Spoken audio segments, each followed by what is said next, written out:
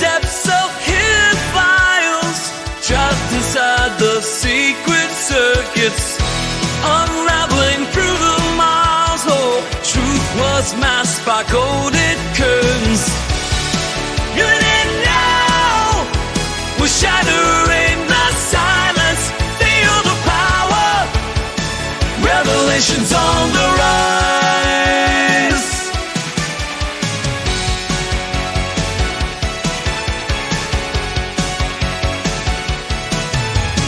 From the shadows, light emerges, breaking through the veils of dark.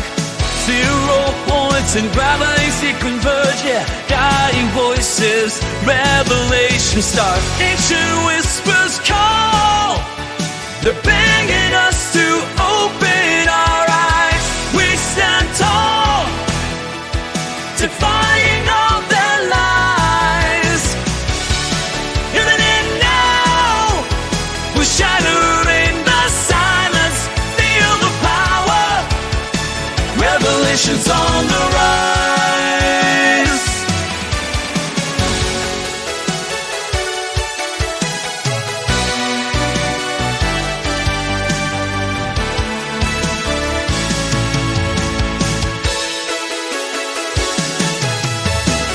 Forbidden knowledge we dare to see, unveiling secrets, setting minds free. In this epic we play our part with fearless hearts. You didn't know, we're shattering the silence. Feel the power, revelations on the rise.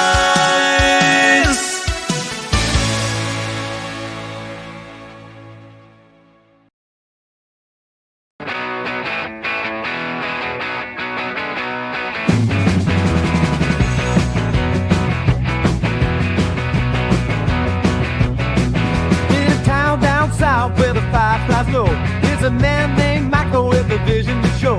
Building towards the goal, he's got the spark, dreaming of a future that'll light up the dark.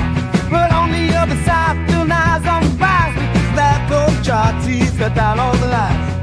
And it just sticks, it's all in the map. You can't pull from the ether, you're just chasing a path. But oh, Michael's rising like a morning sun. With the power of ether, he won't be outdone. Now stand up and shout, let the truth be affirmed. Feel the energy flow, let's change the world.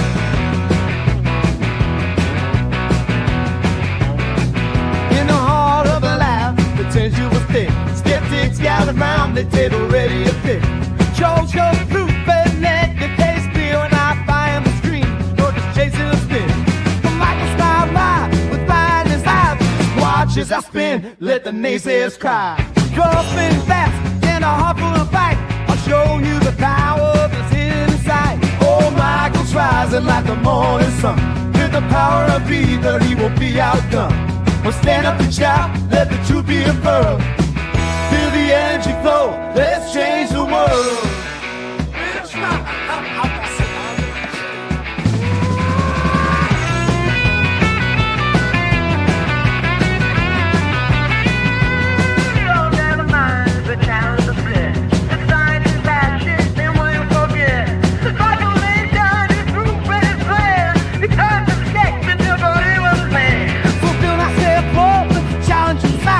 Can't prove your theory, it's just not right. So it goes spin back, Michael Beam with his pen.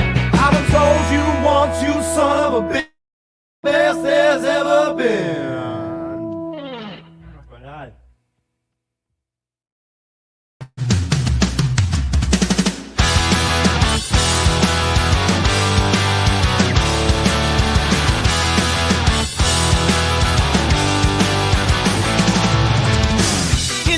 Gerald's working night and day. Mystic gadgets in magnetic ballet. Circles of power aligning destiny's way. Running those rings, they defy gravity. Critics working out, they don't bother heat. In his domain, Gerald sets the world free. Lord of the rings, pretty strong. Proving the good to be wrong. Electromagnetic symphony. Gerald and Craft's destiny.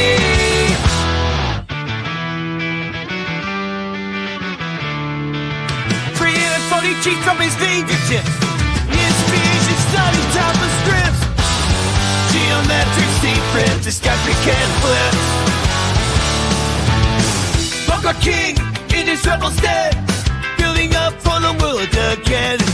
Lighting up the dark, igniting every zen. Lord of the Rings, really strong. Benefactor, take me wrong. Electromagnetic symphony. Gerald and craft destiny.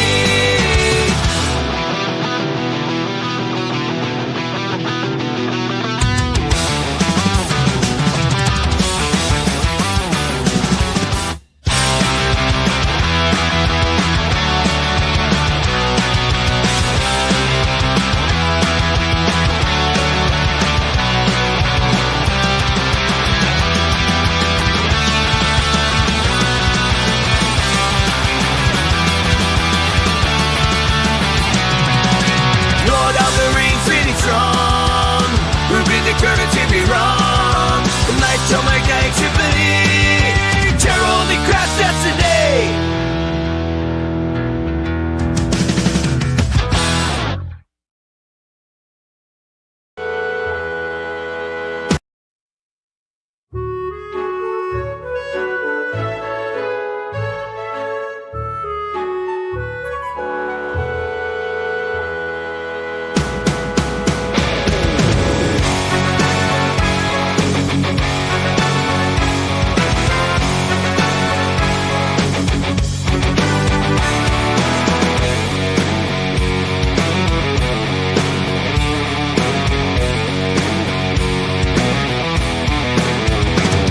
And in the depths of shattered halls, I wandered all alone, casting whispers, blinding chains, demons of my own.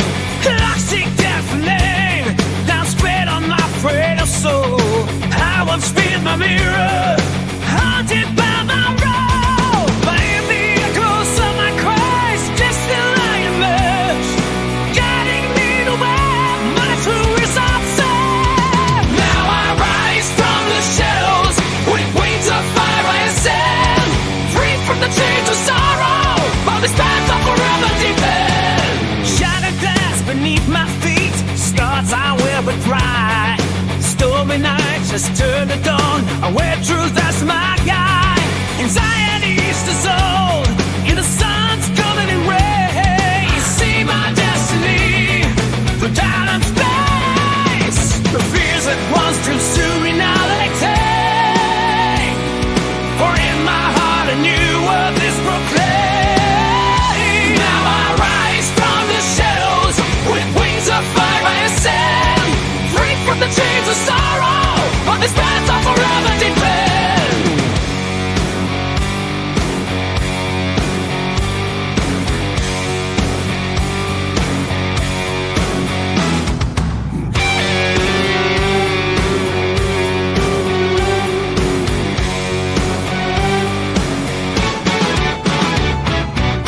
With symmetry, I found the power. Blessings granted by the hour. Together we will carve the way. Revolution calls and I'm not strong. Now I rise from the shadows with wings of fire and sand, free from the chains of sorrow, on this path of forever depend.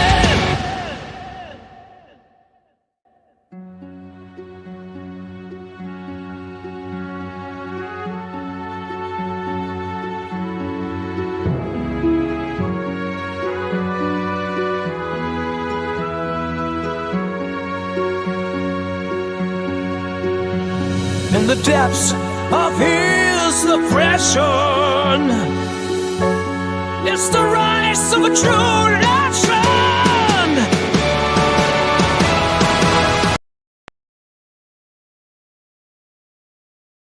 Well, folks, it seems our grand adventure into the realm of anti-gravity is temporarily grounded, not by physics, but by fashion. I can't very well host a show without my pants, can I?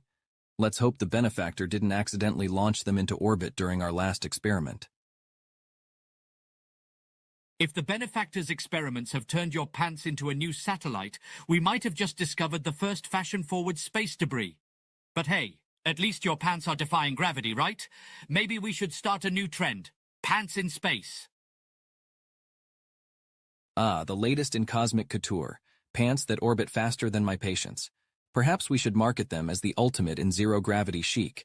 Just imagine the sales pitch. Defy gravity and fashion norms simultaneously. And if they come with a built-in Apple coil, they might just lift your spirits too. Who knew fashion could be so uplifting? Just remember, folks, always wear a belt in space, unless you want your pants to become the next shooting star. A belt in space? That's just asking for a cosmic wardrobe malfunction. Let's focus on keeping our pants and our experiments firmly grounded. Grounded experiments? In this cargo bay, that's a tall order. But hey, if we can keep our pants from becoming the next constellation, maybe we can keep our experiments from spiraling out of control too. Just remember, folks, in space, no one can hear your pants rip. Well, if our pants do decide to take a cosmic journey, maybe they'll inspire a new constellation, the Great Trouser. Imagine future astronomers puzzling over the mysterious shape in the sky.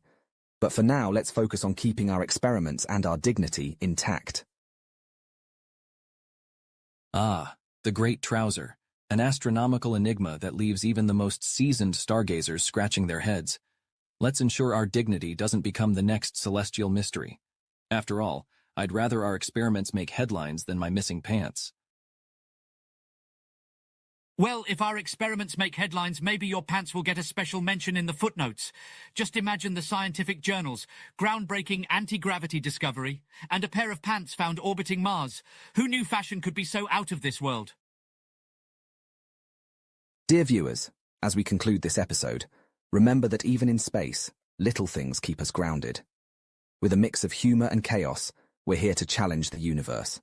Until next time, keep your pants on and spirits high, because anything is possible in fringe science. And as we wrap up our celestial fashion parade, remember, in the universe of fringe science, it's always better to lose your pants than your sense of humor.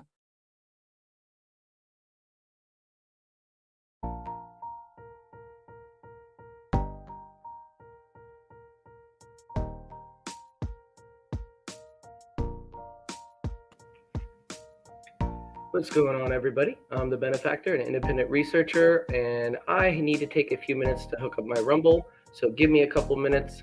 We're going to jump into some of Gerald's experiments, watch some of his videos, and I was informed that he might be a little bit late. So after we go over some of his experiments and what we should be expecting today from his presentation, I'm just going to chill out and try something new and play some No Man's Sky, something I wanted to show you guys for a while. It's a cool sci-fi game, and it ties into a lot of the physics and stuff that we talk on this channel, including some of the theorized fringe science. So we'll get into that at the last part of this stream. But for now, I want to jump into some of Gerald's videos while I set up Rumble. So give me a moment, guys.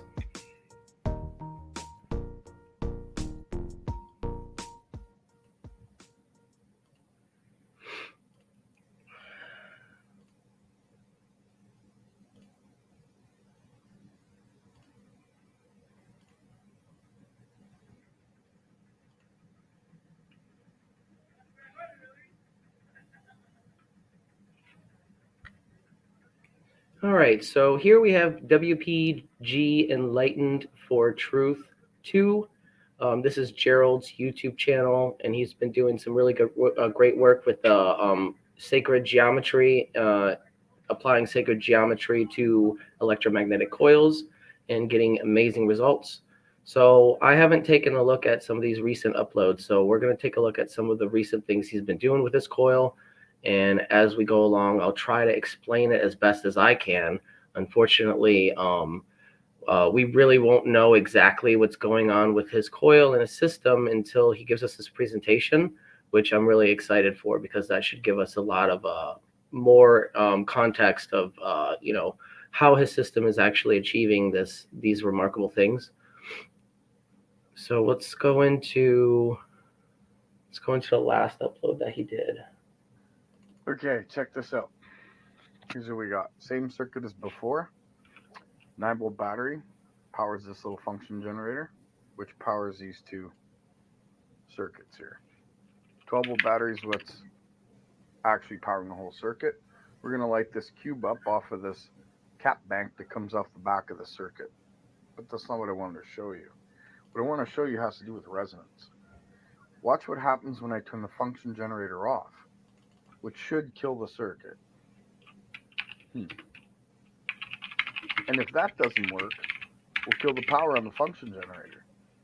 Why do I say that? Well, there's the battery voltage at 12.28. Let's find out. Turning it on in 3, 2, 1. So as you can see, the coil's running. Cube's at about 75, maybe a little bit more percent. Battery voltage is at 12.26, 12.25. And our function generator is running. Now watch this. Cube's still running. Function generator is off. Let's disconnect the power on the function generator. Well, no power on the function generator. Still running. Battery's at 12.24.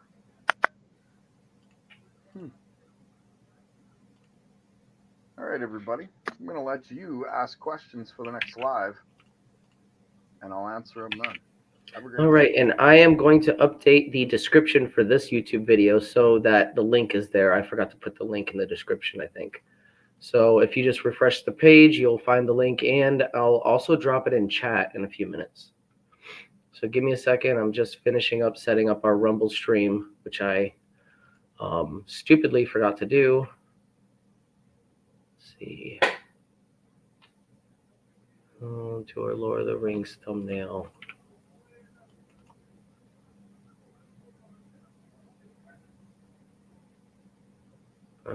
No, I don't have it. Year of the coil. There we go. All right. Now we're going to do right now.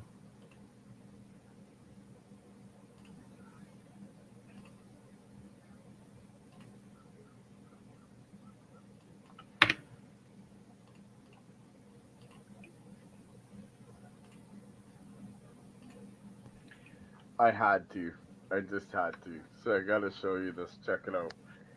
It's a watch battery. Will it work? There's no way it's lighting that. But if we even get voltage out of these things, I'm going to laugh. Okay. Ready? I'm going to turn it on in 3, 2, 1. Ha! Look at that. From a watch battery. We got 11.5. There we go. All right, so we're live on Rumble. And let me put that link in Rumble's chat as well for you guys. Oh, that's insane. Again, this is Gerald's channel. I'm putting the link in for. So there you have it, ladies and gentlemen. This system is efficient. Now, don't get me wrong. I'm using a nickel metal hydride 9-volt battery to power this circuit, like the function generator. But what's powering the coil? That's a watch battery. Look how stable that is. Okay. Same setup. It's just the power is different. So that means this will run off of two AAA batteries, 2 AA batteries. Next, yeah, that's amazing. We're gonna load and see if. So that's exactly the kind of system that we want. We want a mobile system that can be powered by just like a 9-volt battery or a couple of 9-volt batteries. And I do have a mini stereo amp board, which I think we can do that with if we have. I kind of soldered together 2 9-volt battery lead connectors for an Arduino kit. They're like the 9-volt to DC connection. So I soldered 2 of them together, and once I get some more 9-volt batteries, we'll do some more testing with that. But it should be enough. 18 volts should be enough to power that system for a little bit and give us some kind of example of how efficient we can get our rodent coil system. So this is really neat that he's able to power his system with 2 AA batteries, because that's something that we're trying to aim for in these systems. We want them to be mobile. We want them to be like used as emergency type systems, right? So your power goes off. What are you going to do? You know, emergency happens. You know, people who with a lot of money and have generators might be fine, but people who can't really afford that have to have an alternative solution. And this is a real practical solution for everybody that we're trying to get out into the public for the benefit of humanity, right? We're not trying to monetize any of this. None of the things that you see on any of our channels can be monetized. We have all emphasized that. I know a couple of us on the team are working on even private devices that are going to be used on the private market. And that's fine. You know, they just have to be very delicate about the route that they take. And I think they'll be fine.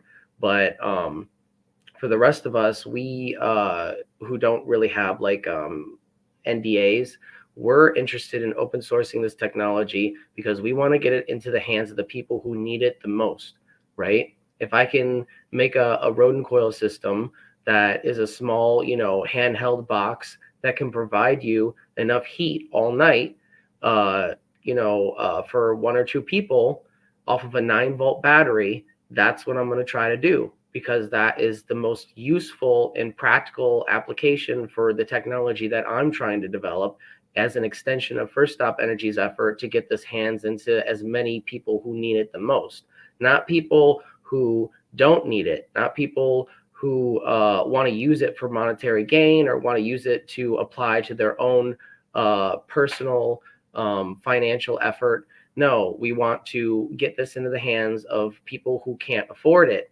You know, my goal is to try to build these things for people who need it the most. So this is a very good effort by Gerald when he says that he can actually power his system off of 2, you know, AA batteries.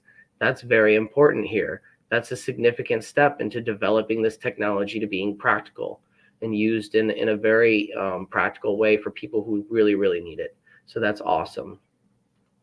I don't think there's too much left of this video. Watch battery. Yeah, watch battery. Nice. He's got the moss. Stay tuned, everyone. I know, yeah. No, that's a transistor. What transistor is that? I wonder if that's his protection circuit. I had to. Yeah, that is because he's got the big. Okay, yeah. So he's got the big. See these heat sinks here? He's got huge heat sinks on these transistors, just because he wants to make sure all the heat is dissipated, because, you know, there's a lot of voltage that goes through his coils, and that's probably a very smart move. I'll have to do something similar like that when we get our protection circuit working, because again, you know, he gave me the schematics for his protection circuit, but you know, it's tuned to his system and it's tuned for what he's doing with his, you know, configuration of his coil, however he has it hooked up. The way I have mine hooked up might be completely different. I think he has 3 channels and I'm only utilizing 2. So that's going to be a very different configuration altogether. And we're going to have to tune it very differently.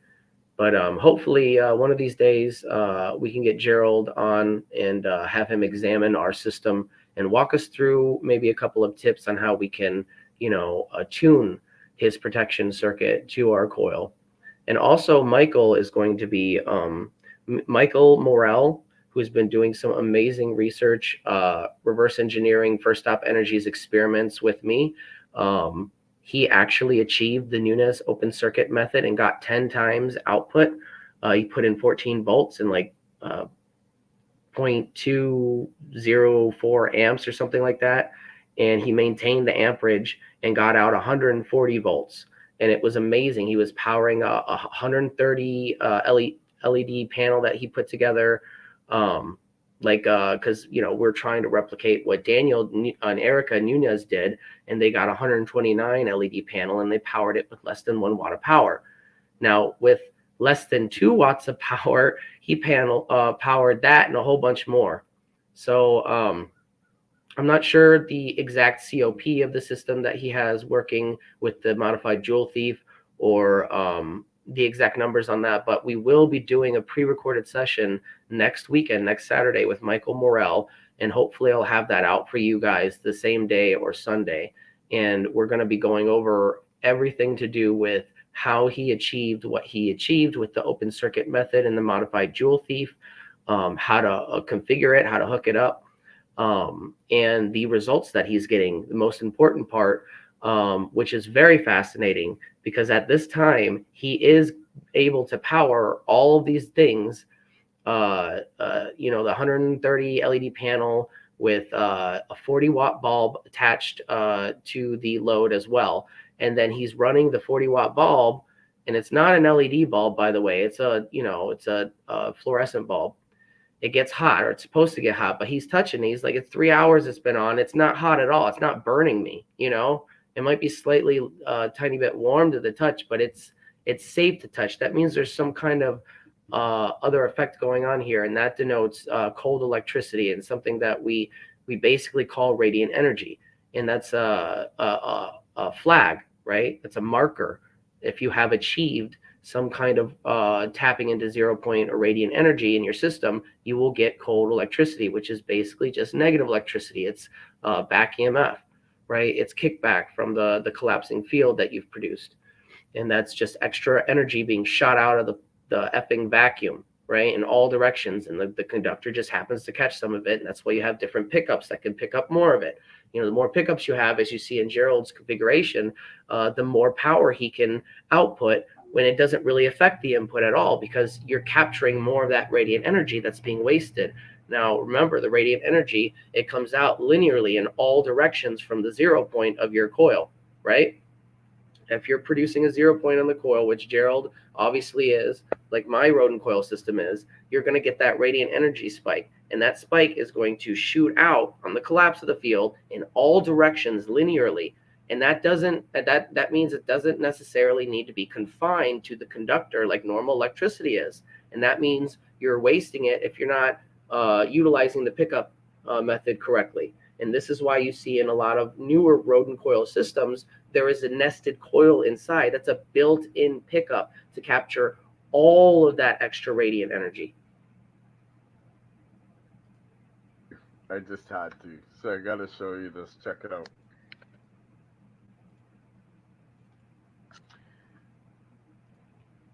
Okay, so I got this cool little video I want to show you guys. Here's what we got. We got our dual MJP13009 Joule Thief circuits, but we're not using a function generator anymore. We're using this little function generator pulse circuit here. So we're only going to pulse the primary, so just this transistor, and this transistor here has this cap bank coming off the back end, and then it goes to that LED cube as a load. This pickup coil in the center of this vortex coil goes to this full wave bridge rectifier, then to this meter. This cap bank also has this meter on it, which is also the load. Now, this little battery here, which is the same as this one over here, is going to power just the function generator. And this little battery here, which is a nickel metal hydride, only has 8.31 volts. And we're going to attempt to get voltage and maybe light that cap bank. We'll see. All right, so I'm going to put this down and connect this battery.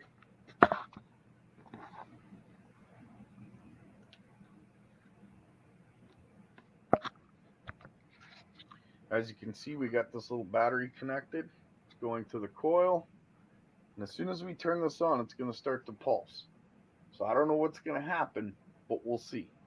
Okay, so we're turning it on in 3, 2, 1. All right. So we got 115 volts. Hold on, guys. It just blurred. 1 second. It's on auto. It blurred the exact wrong moment. Sorry, everybody. It's like, nope, we don't want you to see what he's doing. Okay, so we're turning it on in 3, 2, 1. Oh, look at that. Right. Immediately. So we got 115 volts out of this pickup coil here. We got 131 volts in the cap bank, and it's lighting the cube. And all I'm four panels, assuming that he's at least maintaining but very current, dim. because that's the trend Maybe with some of these 25%, sacred if geometric that. coils, is But they'll coming maintain the off of current, or a you'll see a battery that's slight 8.3 bump volts, in the basically current a on the dead output, chargeable but they'll just battery. increase the voltage like mad. Interesting. Yeah, that's very interesting. Superconductivity? Perhaps. Or maybe just a really efficient transformer. I would lean into the realm of superconductivity, because when you're delving into the realms of over unity, you're reversing Lenz's law, and you're basically reversing entropy in the system. So, Interesting. Superconductivity? yeah, I think it's superconductive. You're eliminating all the resistance in the system, is what you're doing when you're oscillating it at its naturally resonant frequency within the cavity that you're creating. You're essentially eliminating 100% of the resonance. Hey, what's up, Mike? How you doing? Tank circuit, coil and cap. We're gonna check back in with. So I have another tab open with Gerald. Nathan is on Gerald's channel getting people rallied up and ready over there. So when Gerald is ready, I'll let you guys know. I don't. I've just been alt tabbing out and checking up on him periodically, because he was gonna. He did inform us that he was gonna be a little bit late, which is cool. I'm always tardy. It is not a problem. All right, so we're going to move on to this magnetic levitation video.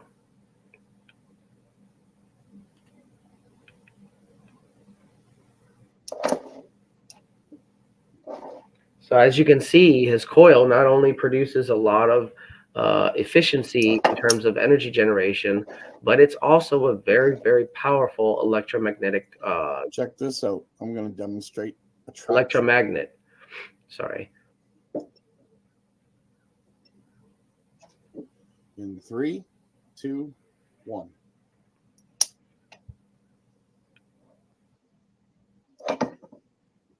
Yeah, that's crazy.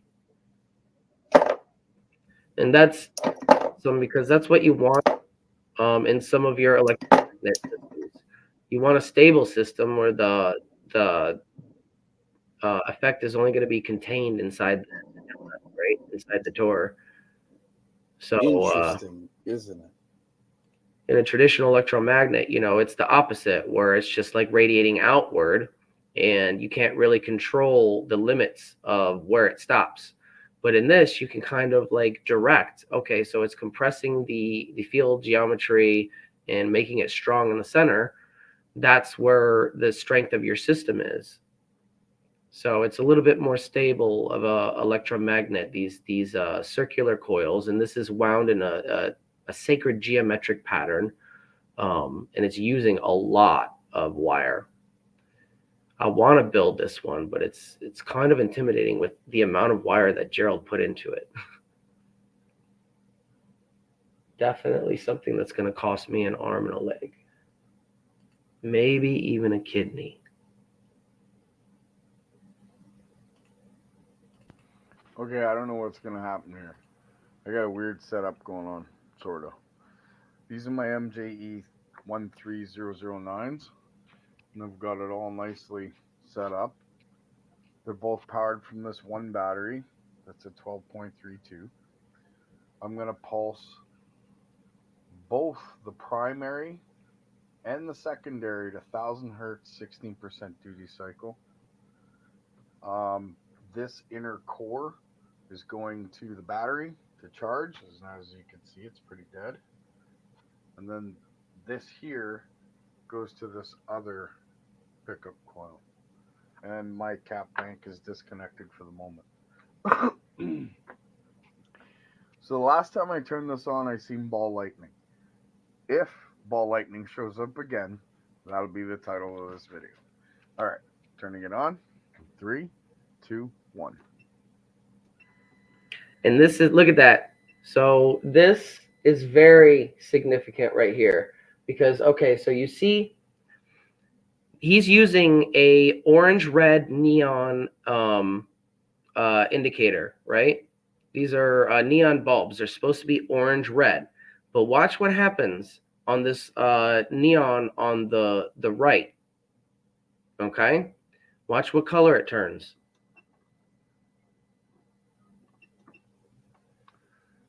Now that's interesting. To charge is... So the last time I turned this on, I seen ball lightning. That'll be the time. Okay, you see it now? So it's purple, right? Now this is very important. This is very important because this is a validation of somebody else's work, somebody that I've been very interested in reverse engineering some of their experiments, and that is Daniel Nunez. And I'll show you in a minute that Daniel Nunez of First Stop Energies actually achieved the same effect. And you can see him messing in the next video. I'll show you it's the same exact thing. It's supposed to be orange, and it is. It's orange, and then he kind of messes with the wire a little bit to, you know, get it to make a better connection or whatever, and it turns purple. And it not only purple, you see a spherical shape in there, like it's a cluster of plasmoids or something. You know, it's very cool, like a plasma ball almost. And that's very significant, because that tells you right here that there's a different kind of energy going through your system. And I think that he's creating in the rodent coil systems like mine, we're creating EVOs. We're creating EVOs and lining those EVOs on your conductor. And this is a way that you can actually prime your system. You know, if you have a big electrical system in your house and you like to prime your housing components for this radiant energy, that's how you would do it. You would do it with the system and pump it full of EVOs. And like the thunderstorm generator, they would embed themselves into the conductor and just sit there waiting to be tapped into as extra energy. It's very, very effing cool.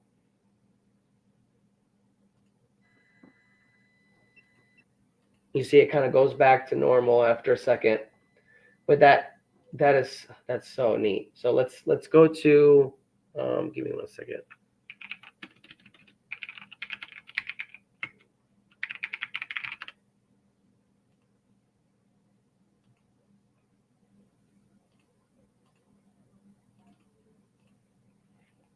All right, so here we see First Stop Energy's Instagram. And we are going to go to, where is it? This video right here. Now check this out, guys. This is very cool. And I'm going to read the caption first. It says, radiant energy is very fascinating. This is a pulsed DC circuit using a 5-volt source, 1 watt total. Observe how the field generated resistors 40 amps DC through the center bore of the coil. Also check out the behavior of the neon bulb, once influenced by my static charge. Have any of you seen this type of activity before? And if Daniel is around, I say yes. We have seen this before, just very recently in Gerald's system. Now check this out. So traditional neon bulb, makes the stronger connection. Look at that.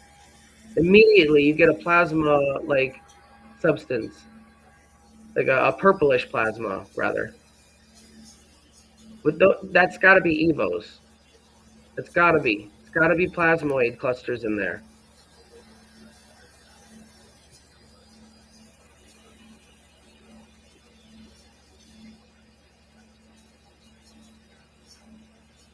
See, you can see the traditional gas, and then you can see the other plasma or plasmoid clustered gas on top of that, the purplish stuff.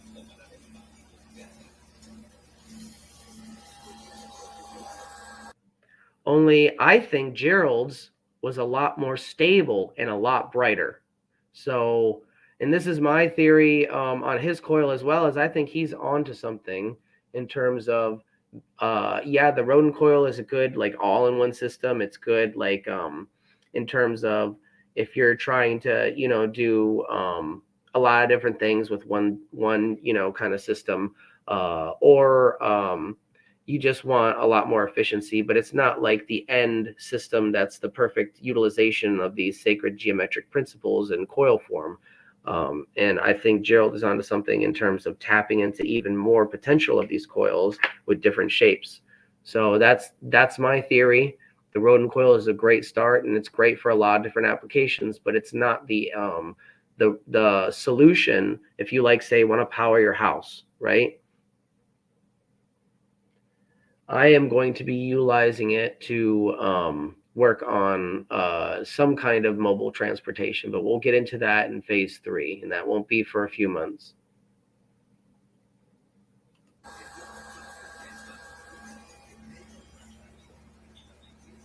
Yeah, so he's lighting that neon, by the way, with only 5 volts and what was that, 0.2 amps input power. That's extraordinary. Like that in its own right, that's like he's timing the output by 10 while maintaining the current. I don't think most people actually understand the significance of what's happening in this system right here.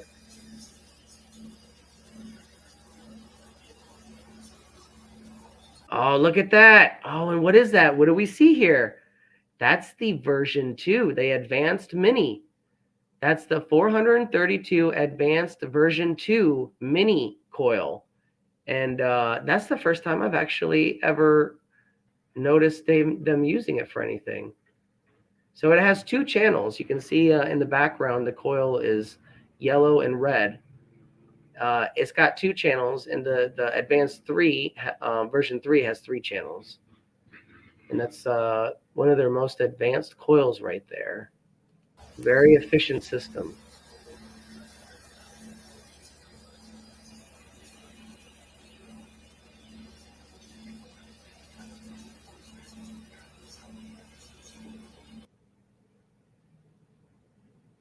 All right, we're going to go check in with Nathan and see how he's doing. He's over hosting Gerald's channel right now as we wait for Gerald.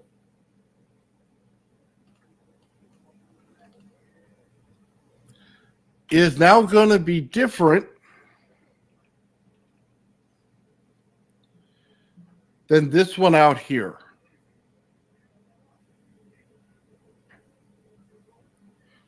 And let me redraw the field of the actual Earth so we don't misunderstand each other. Let's just say the Earth went like that. Okay? We have these fields going on. So you have a transmutation from here to here. That how you should understand transmutation in this way. This kind of being would not be the same as this. Is either one of them a green little alien? God, I don't know. That all depends on the mutation of it, I guess. But we should start to understand these fields a little bit better. Now, where was Jack talking about with the coupling? To me, in my opinion, the coupling is here. This little donut shape with this one right here is my coupling. Why? Because this field here will build energy upon it, but it'll also be having a field that comes off it with this. So it's not just going to be one field, it's going to be 2 fields in there. They're interacting just like that.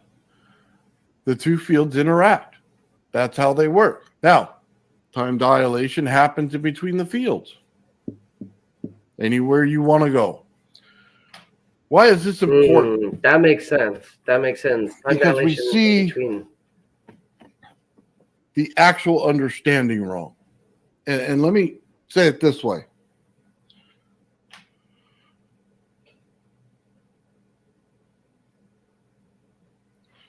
Here's our Earth. At first, I thought he was drawing the apple coil.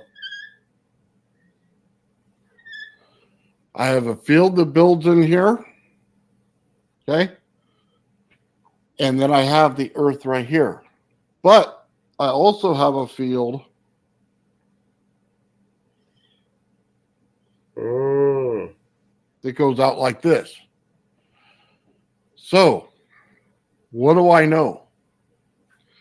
If I have a field here that's stronger than the field here, I know that's positive.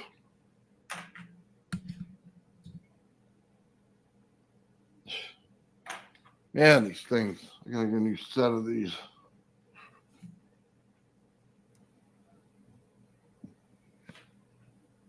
There we go. That one's stronger than the other one. That's why I say it's positive, negative that way. Everybody else. I once accidentally, because I have some of these dry erase boards on my wall for notes. I once accidentally used a permanent marker on one and didn't realize. I'm like, ah, crap. Is going to tell you that it's negative the other way. However, what am I going to tell you next? The field is going to try to get back to the stronger field, the smaller. So we're going to watch a little Nathan, and then let me see if I can open Mike's. So, dang, I'm going to have to copy this manually because just for future reference, guys, if you post a link in the chat, I can't easily copy and paste it. I have to look for it in the video and then copy it there. So give me a minute, Mike, and I'll look at the video you sent me. iPad 70 OEN 90%. Get it off. What? Did Joe get taken over by a bot? Is Joe a bot now? Joe, you have to admit you're a bot or it's entrapment.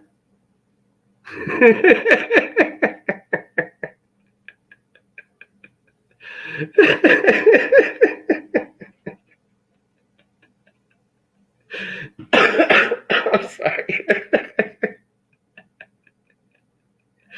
I cracked myself up. I'm sorry. Or one at all times.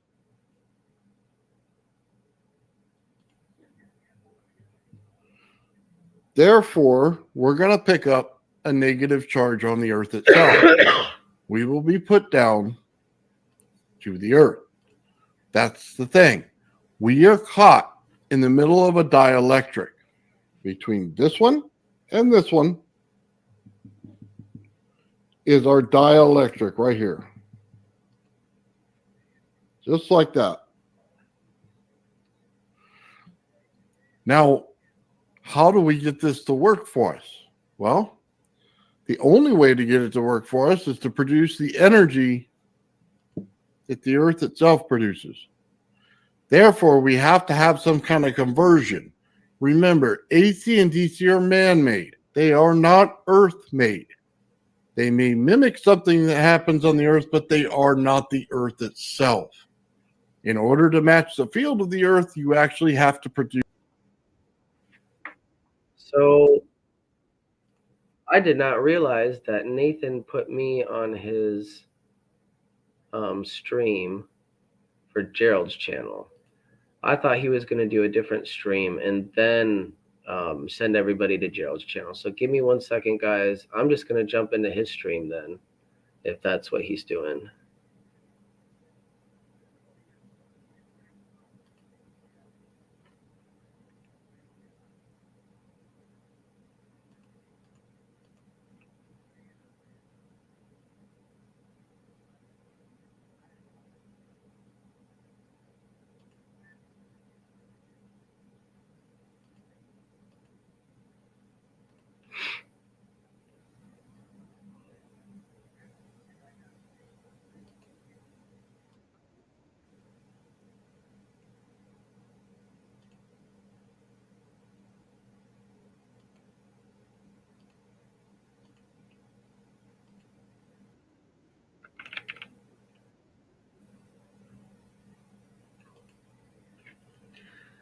All right. We're going to get ready to head over to Gerald's channel in a second.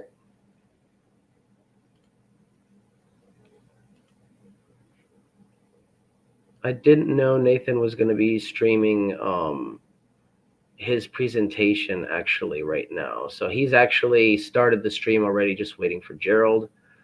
He's actually streaming it on my channel as well, which is not good because I was also watching his stream, which is a double flag. So I need to remove that right away.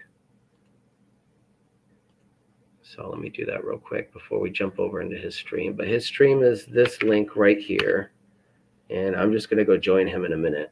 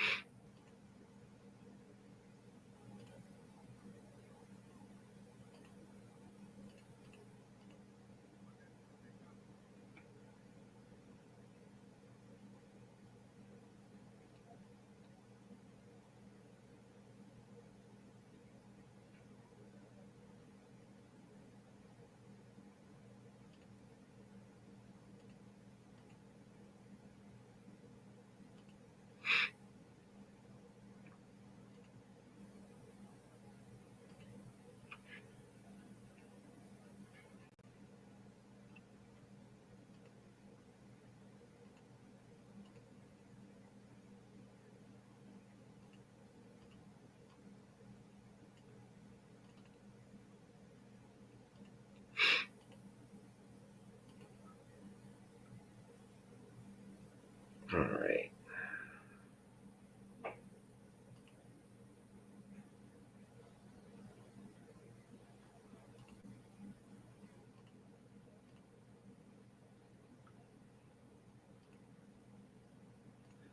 Sorry, guys. I just had to delete that copy video. We're going to go over to Gerald's channel right now, and we're getting ready for him.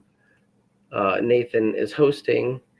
I didn't know the original plan was to have me do a pregame show on my channel and Nathan to do a pregame show on his channel separately, and then direct everybody to go to Gerald's channel, because normally we just have everybody's channel mixed all in one, and we can see the total number of viewers, but we can't necessarily direct, say, a big channel like Nathan's channel to Gerald's channel.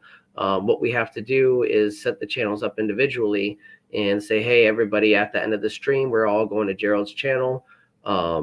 So that's the way I thought we were going to do it. I guess Nathan is doing it a different way. So we're all going to join him on that link that I posted in the chat.